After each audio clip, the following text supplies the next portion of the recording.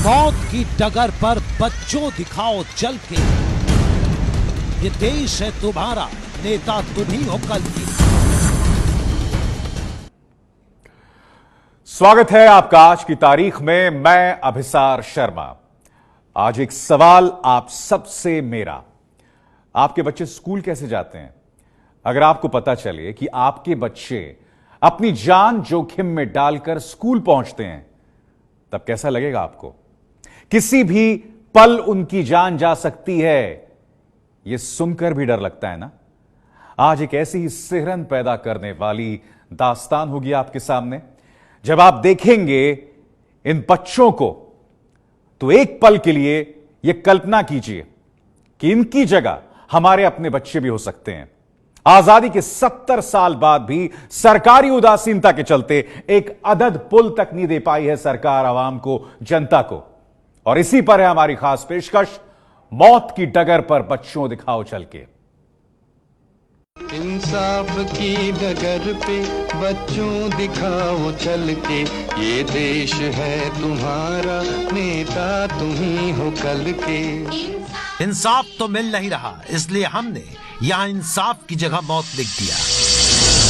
मौत की डगर पर बच्चों दिखाओ चल के, ये देश है तुम्हारा, नेता तुम ही हो कल के। मौत की डगर हम इसलिए कह रहे हैं क्योंकि इस रास्ते पर जरा सी चूक हो जाए तो मौत तय है। ये तस्वीरें हम आपको अगले 10 मिनट तक दिखाने वाले हैं। उसे देखकर हर माँ बाप के कलेजे से आह निकल जाएगी, क्योंकि इन मासूमों को रोज इसी तरह मौत की डगर पर चल के अपने स्कूल तक जाना पड़ता है।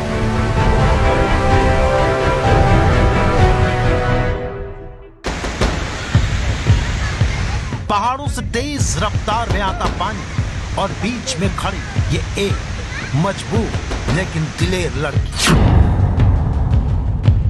दूसरे छोर पर एक लड़की आगे बढ़ती है। दोनों ने स्कूल की यूनिफॉर्म पहन रखी है। एक कदम आगे बढ़ाकर ये लड़की रुक जाती है। जान जोखिम में डालकर सामने से दूसरी लड़की आगे बढ़ती है और खड़ी लड़की का हाथ थाम लेती है और पानी के तेज बहाव से पार करा देती है।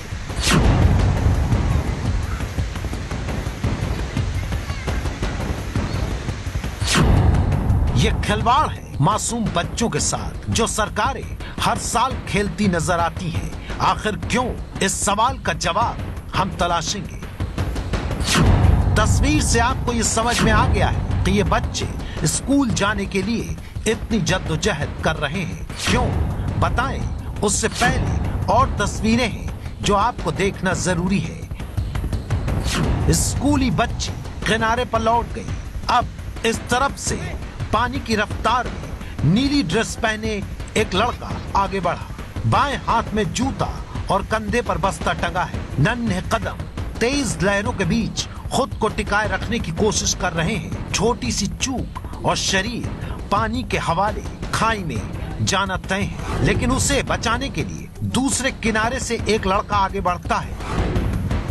उसने अपना हाथ आगे बढ़ाया और दोनों पानी के तेज बहाव को पार कर गए।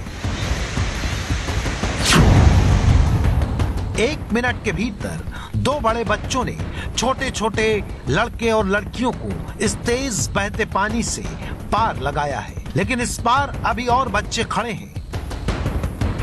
वही लड़का दोबारा पानी में घुसता है। लेकिन एक और डरावनी तस्वीर कैमरे में दिखती है। एक लड़की ने अपने कंधे पर बच्चे को टांग रखा है, पीठ पर बस्ता भी है। अब लड़की अकेली पानी को पार करने की कोशिश कर रही है। पानी अब भी उसी रफ्तार से बह रहा है। लड़के ने भी एक छोटे बच्चे को पीठ पर लाद लिया है। दोनों बारी बारी से इस बरसाती नदी को पार कर गए।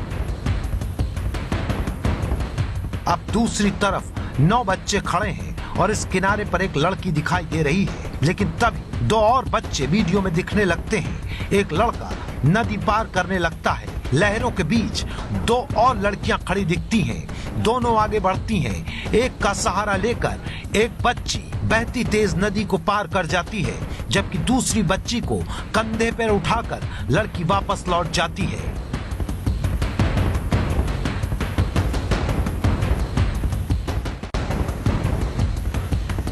12 बच्चों ने इस बरसाती नदी को पार किया, जिसमें 3 बच्चों को कंधे पर बिठाकर पार कराना पड़ा। तस्वीरें हिमाचल प्रदेश के चंबा जिले की है, जहां उटिया पंचायत में मंडू नाले का पानी बरसात की वजह से बढ़ गया है।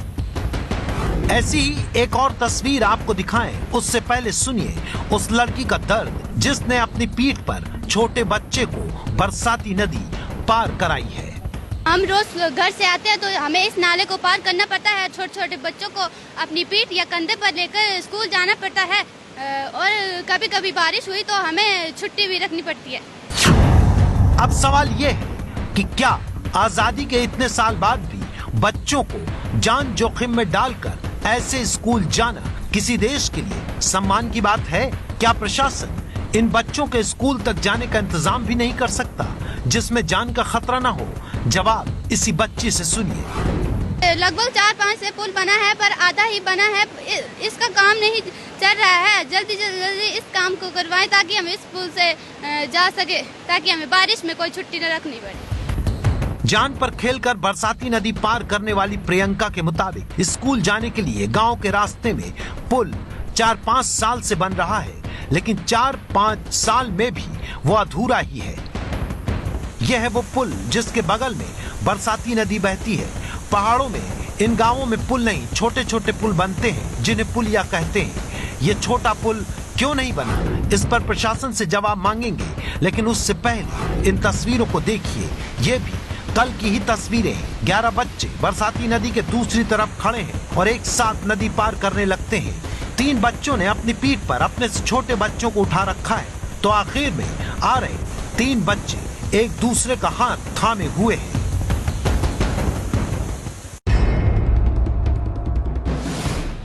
हिमाचल प्रदेश के चंबा जिले का ये गांव जिला मुख्यालय से 20 किलोमीटर दूर है। माजू गांव से आधा किलोमीटर दूर ये सरडा नाला है, जिसे पार करके आधा किलोमीटर और दूर चल के बच्चे स्कूल पहुंचते हैं। रोज करीब 50 बच्चे इसी तरह नाले को पार करके स्कूल जाने के लिए मजबूर हैं। 8वीं तक का ये स्कूल है और 12 साल से कम उम्र के बच्चे इसी तरह नदी पार करने को मजबूर हैं। गुरुवार की ये तस्वीरें हैं, जब स्कूल से छुट्टी होने के बाद बच्चे एक दूसरे का हाथ पकड़कर नाला पार कर रहे हैं। रोज बारिश होती है, यहाँ पर पानी भर जाता है। हमें स्कूल से आने जाने के लिए परेशानी होती है। रोज पानी भर जाता है। ये पुल बन रहा था, पता नहीं क्यों बन रहा है। हमारी निशानी से इस पर पुल बना, लेकिन प्रशासन के कान में अब तक जूं तक नहीं रेंगी। हालात ये हैं कि प्रशासन पूरी तरह से इन हालात से बेखबर है। हमने डिप्टी कमिश्नर सुदेश मोख्ता से इस बारे में पूछा तो कहने लगे कि पुल का स्टेटस ही पता नहीं है। ये मुझे अभी इंफॉर्मेशन मिली है, हमारे ध्यान में आया है कि जो सरडा नाला है, जो कि बाट और उटी पंचायत के बीच में है, उसमें कुछ समस्या आ रही है। नाले में पानी बढ़ गया है और जो पुली निर्माणाधीन है वो बन नहीं पाई है अभी तक। तो क्योंकि अभी मुझे इसके बारे में एग्जैक्ट स्टेटस रिपोर्ट नहीं है, तो हम इसकी जांच करके किसी न किसी तरह से इस पुली को बना देते हैं। और जो पिछला जो कार्य कर रहे हैं, क्यों इतने सालों से उनका कार्य नहीं हुआ, इसकी भी थोड़ी परख कर देते हैं। यानी प्रशासन बच्चों की जान जोखिम में डालने पर 3 बड़ी बातें बता रहा है। 7 साल तक पुल नहीं बनने की वजह पता नहीं, बच्चों के स्कूल जाने के लिए नया पुल जल्द बनेगा, पुल नहीं बनने की जांच करवाएंगे, और बरसाती नाले में पानी बढ़ने की वजह से काम रुका हुआ है। डीसी साहब भले बरसाती नाले में पानी बढ़ने का हवाला दे रहे हैं, लेकिन क्या पुल नहीं बन पाने की यही वजह है? क्या बारिश ने सरकार के हाथ बांध दिए हैं? हमने जब इसकी जानकारी जुटाई तो हैरान करने वाली बात पता लगी, क्योंकि हमारा मकसद बाढ़ और बारिश के कवरेज में सिर्फ तस्वीरें दिखाकर दर्शकों का कौतूहल जगाना नहीं, बल्कि सोच सिस्टम के नकारेपन से पर्दा उठाना है। और इसीलिए हम बार बार कहते हैं कि एबीपी न्यूज बाढ़ का सबसे अलग और संवेदनशील कवरेज कर रहा है। आते हैं अपनी कहानी पर। 10 साल पहले महिला ब्लॉक ऑफिस से 3 लाख रुपए पुल के लिए जारी किए गए थे। उसके बाद पुल के लिए काम शुरू हुआ, सिर्फ पिलर बना, उसके बाद काम आगे नहीं बढ़ पाया। करीब 7 साल से पुल का काम जस का तस पड़ा हुआ है। तो क्या 7 साल से बरसाती नदी में पानी ही भरा हुआ है? साफ है कि काम पूरा करने की नीयत ही नहीं है और नतीजा ये है कि आज भी बच्चे उफनती नदी को पार करने के लिए मजबूर हैं। चंबा से संवाददाता नरेंद्र सिंह, बॉबी की रिपोर्ट। क्या सरकार को कटघरे में ना रखा जाए इसके लिए? बहरहाल आइए दूसरी खबर का रुख करते हैं। हम जानते हैं कि प्रकृति पर किसी का नियंत्रण नहीं होता, उसके रौद्र रूप के सामने कुछ भी नहीं टिक पाता। उत्तराखंड के कोटद्वार में ऐसा ही एक नजारा दिखा। तेज बारिश के बीच बादल फटने से एक झटके में 6 लोगों की मौत हो गई। सड़क पर पानी की तेज धारा बह रही है।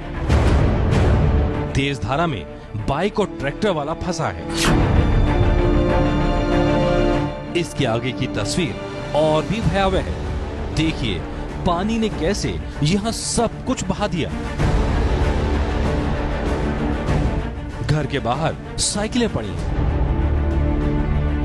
आसपास के घर सब तहस नहस हो चुके हैं। दुकानों में पानी घुसा है और लोग उसे निकालने में जुटे हैं। जेसीबी मशीनों से बाढ़ के निशानों को हटाया जा रहा है।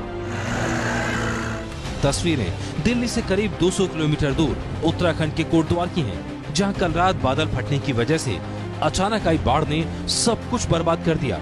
लोगों को संभलने का मौका नहीं मिला और 6 लोगों की जान चली गई, जबकि आधा दर्जन लोग पानी में बह गए। साइंस में बादल फटने को इस तरह समझा जा सकता है कि अगर किसी जगह 100 मिलीमीटर प्रति घंटे से ज्यादा बारिश हो तो इसे बादल फटना कहते हैं। इसमें 20 से 80 वर्ग किलोमीटर क्षेत्र में ही बारिश होती है। मौके पर कई रेस्क्यू टीम भेजी गई हैं। स्थानीय पुलिस भी राहत और बचाव में जुटी है। कोटद्वार प्रशासन के मुताबिक मौत का आंकड़ा बढ़ सकता है, क्योंकि कई घर ऐसे हैं जो तबाह हो गए हैं, लेकिन उनके दरवाजे अंदर से बंद हैं। 2 दिन के भीतर एबीपी न्यूज की खबर का बड़ा असर हुआ है। उत्तर प्रदेश से भारत नेपाल सीमा पर सुरक्षा में चूक की रिपोर्ट हमने आपको दिखाई थी। इस रिपोर्ट का असर यह हुआ है कि प्रशासन ने सुनौली चेक पोस्ट पर सुरक्षा अब कड़ी कर दी है।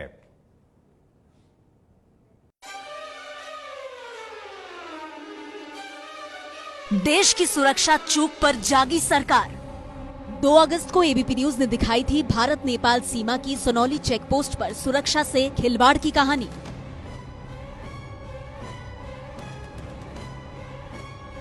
एबीपी न्यूज संवाददाता रणवीर हाथ में 150 रुपए की स्टॉयगन को लेकर भारत नेपाल सीमा के सुनौली चेक पोस्ट गए थे, लेकिन सुरक्षा कर्मियों ने उन्हें नहीं रोका था। यहाँ तक कि कोई छानबीन भी नहीं हुई थी।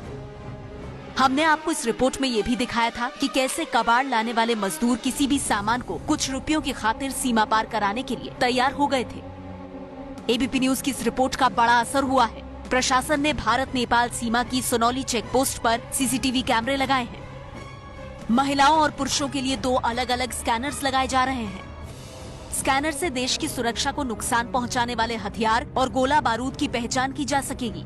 लोगों की जांच के लिए एसएसबी के जवानों की संख्या बढ़ाई गई है।